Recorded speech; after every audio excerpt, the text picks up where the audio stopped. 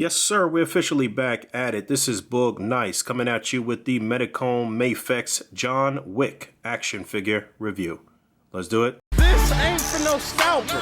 You a scalper? Then fuck out shit. This one's for them real collectors. That's army building and posing figures. Marvel Legends, imports, mini Mayfield fucking with them. Hype beast, we know about you. Stay buying figs, don't know about it. Quick look at the box. There's the left side. You can see it says John Wick in big, bold, white lettering. Picture of the figure there. And on the opposite side, another picture of the figure, a vertical picture. It says John Wick at the top and the bottom. Mafex number 70. All right, let's get this guy out. All right, so I've got Keanu Reeves, a.k.a. Jonathan Wick, out of the package. And Mr. Reeves has come a long way since the days of Bill and Ted's Excellent Adventure. He's had quite a few adventures as an actor, quite a few iconic characters, a lot of hits, few misses. But John Wick seems to be one that is ultra popular with Americans, especially. You know how we love our white men with guns shooting up shit. And John Wick has had 2 movies so far. He is going on a 3rd movie. This figure represents John Wick from the first movie. And Mafex did a decent job here. It's not knocking my socks off in any way. I'll tell you that right off the bat. There are some issues. I do have some problems with it. This will be pretty quick. I'm going to give it to you raw.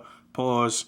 And we're going to jump right into his accessories. He comes with 2 hands that are open with the fingers slightly spread. And you can get a good look at this head sculpt. This is the one that was attached straight out of the package. This is the battle damaged version, which looks pretty good. You can see a scar there on the upper right side of his head, our left, and a scar across his nose and one under his left eye. And it looks pretty good. This head sculpt is decent. The likeness is there. I do think it's a little soft. I think maybe the paint for his mustache and beard could have been a little more bold. But they did a decent job on the head sculpt. It looks much better in person than it did in the promo images. But I wanted you to see this as well. You can see that wrist peg and how it looks like it's separating there. So that was one issue that I had. I'm finding that I have to kind of push this together to get that to sit properly. I don't like that. I'm nervous with these wrist pegs, just like I was with the Spider-Man that just came out. And I'm not really liking the way the hands look on the peg. There's too much space. I've said that before about other Mafex figures. But moving along. He's packed in with 2 fists. And it should be noted that on his left hand, on his ring finger, there is his wedding ring. What I assume is his wedding ring. I forgot to mention that on the open hand as well. I guess you can see that there.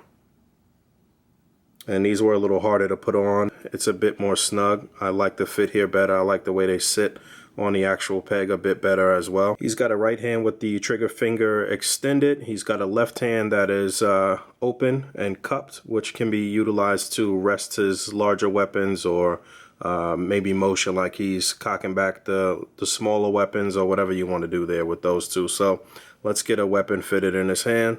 He's got what looks like a Glock. This looks very small in his hand, so maybe it's not. Maybe it's supposed to be like a 25 caliber weapon or something like that. I'm not sure. It looks kind of small. It's not really that detailed, but his finger is there in the trigger groove, so that looks fine.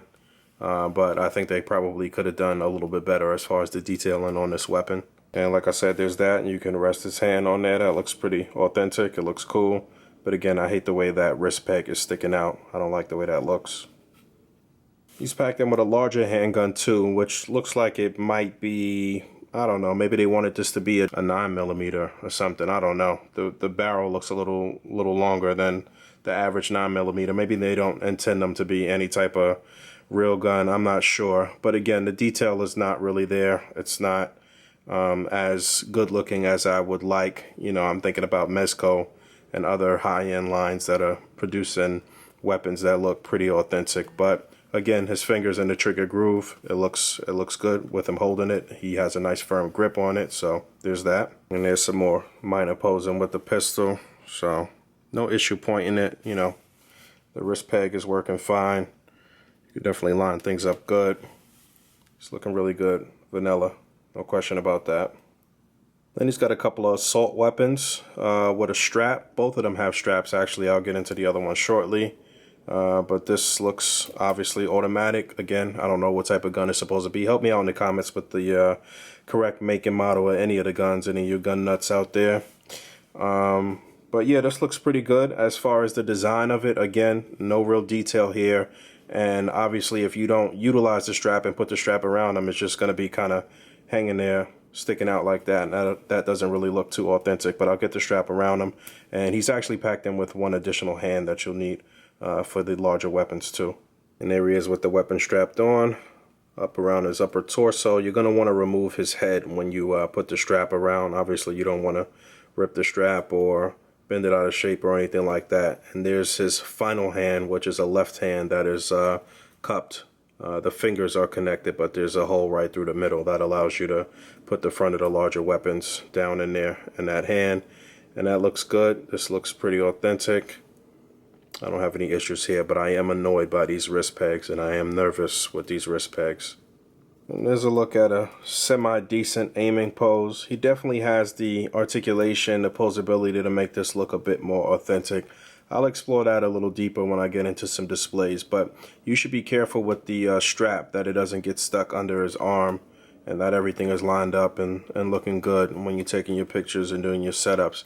And real quick, I don't know how well that may be showing up, but the paint from the handle of the gun rubbed off on the inside of the hand here, and you can see some white paint there on the handle, so that's not good. I've actually heard some stories about that before I even started the review, so that's not great. Again, few quality control issues here that I have to highlight. It should also be noted that there is no left hand with the trigger finger extended, so you can't have them dual wielding the guns, so that's unfortunate. And you can't even stick the handle down into this hand at all to make it just kind of have the appearance like he's shooting two guns at once. I guess you can do something kind of like this though, or just kind of let it hang casually. So you got options as far as posing.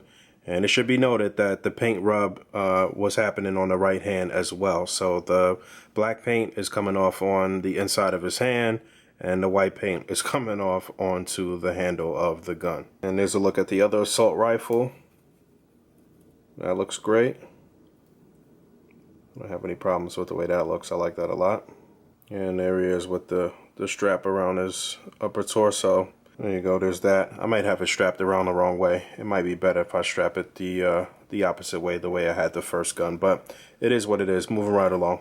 There's a look at that neck peg, and you can see a little bit of paint rub there on the neck from the head as well.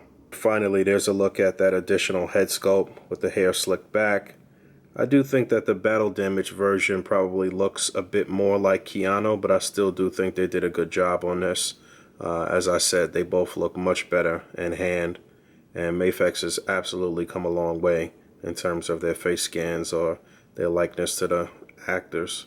Alright, taking a look at his deco, and then I'm going to go over his articulation. I do like the way the suit looks. The all-black suit with the black shirt, with the black tie. You know, it's movie accurate. I like the way that looks. You know, in a vanilla stance, he looks pretty good, but I'm not a big fan of the actual sculpt here, and I don't really think it represents Keanu Reeves's his stature, his build, especially as it relates to this area, the pelvic area. Similar issues that I had with the Mafex Spider-Man with this pelvic piece. It looks wide, it looks odd to me, and his thighs look really thick. It doesn't really look like a slender fit Keanu Reeves to me. I think they could have done a better job with this lower torso, and I don't like the way the undershirt doesn't meet his hands, and you know, these ball pegs are sticking out.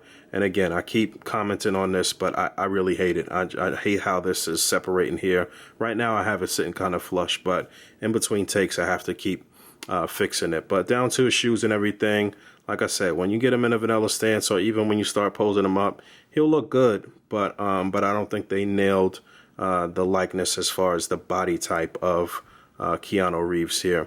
Articulation, you saw that the head was on a ball joint here, or a barbell double ball peg here. There's a ball peg down in the neck, and then one that the head sits on. And I think this head sits better on the peg. I didn't really like the way the other head was sitting, and it kept coming off when I was turning it, but this one is a more snug fit. So the head moves independently of the neck. You get a really nice range of motion on the head and neck. But when you get his head up far, I think that the neck is a little wide and maybe just a little bit too long. I think that looks a little odd. But shoulders are on a ball joint like most of the Mafex figures that have been coming out. As of late, you can pop these out. So you get a butterfly joint, you get full rotation. The upper torso articulation is pretty nice. You can get him to bend down pretty far and back. This whole suit jacket is a soft material, so it's not really hindering his movement too much. You get waist articulation, so you can turn him left to right. You can get his legs out pretty far. That's how a split looks. It'll drop down a bit too, so you can get the leg up pretty far. It's not really a double jointed knee. You get 90 degrees or just a bit more than 90 degrees. I would have liked for this to actually bend a bit more. You do get a swivel and a slight ankle pivot and a toe joint as well, and that's pretty much it. But despite some of my gripes, I do think the articulation and the movement overall is pretty good. I'm okay with it. And I do think that it'll absolutely be rivaling Mezco's version when it drops, unless Mezco decides to use the same buck that they use for the Gomez figure. Then they may give Mafex a run for their money here. Alright, a couple quick size comparisons. These are all Mafex figures here. I have the Mafex Harry and Eggsy from the Kingsman movie on the left, and on the far right I have the Mafex Batman trilogy Scarecrow figure. You can see these are all different sculpts actually too. So John Wick seems to be the tallest out of these. And real quick, there's Harry with a different suit. The head doesn't actually pop on the peg, but as far as the proportions go, it does look pretty good. There's Scarecrow with a different suit. Again, the head does not pop on the peg, but the proportions look fine. Poor little Eggsy, his head doesn't really fit right. Well, it doesn't pop on the peg, and it doesn't look right as far as the proportions go. His head is way too small. As you saw, Eggsy's body was the smallest out of the bunch. And if that actually fit onto the peg, it would look okay. But that's the Scarecrow's unmasked head. And then there he is with some suited bodies from other lines. On the far left, we have the Marvel Legends Professor X. And then right next to him, on his immediate left, we have the S.H.Figuarts Downtown Duo, one of those guys. I forget his name. I don't know if that's Matsumoto or whoever it is. But and then John Wick there in the center. And then we have the Mezco Gomez figure, which is what most of us are hoping John Wick is going to be like for Mezco, as far as that buck is concerned. At least I am. And on the far right is the Figma Lonely Gourmet. So you can see how all of those stack up. So this guy was just under 70 bucks directly from Japan. I think it was about $64, $65. Obviously, domestically, it's going to be close to 100 bucks. And who knows how much it'll get up to on the secondary market. It is not worth over $100 for this figure. If you can get them for $65, then cool, it's decent. But there are quite a few quality control issues, as you saw. The paint rub, the wrist pegs, and I'm just not a big fan of the sculpt, at least as far as the lower torso goes. Still, I do like the figure. I do like the way he looks. I like the way he moves. And as far as coupling him with other figures from other lines, just to get him kind of doing his 1-2 thing with the gunplay, I think it'll look great. I think he'll photograph nicely. I think he'll show up great on film. So he's good, but not great. Still leaves quite a bit to be desired. Still one I would recommend. I'm kind of teetering between don't buy it and buy it, but closer to buy it. So I hope this helped. As always, rate, comment, and subscribe. Hit the bell down there. And until next time, peace.